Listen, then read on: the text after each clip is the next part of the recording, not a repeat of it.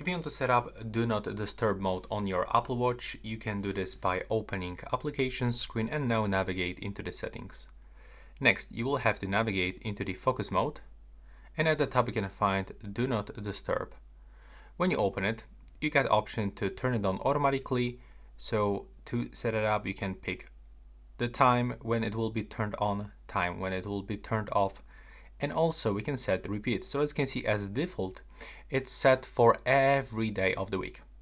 So if you want to, for example, enable this one only during the work, so from Monday to Friday, you have to unselect Saturday and Sunday, and we can modify time.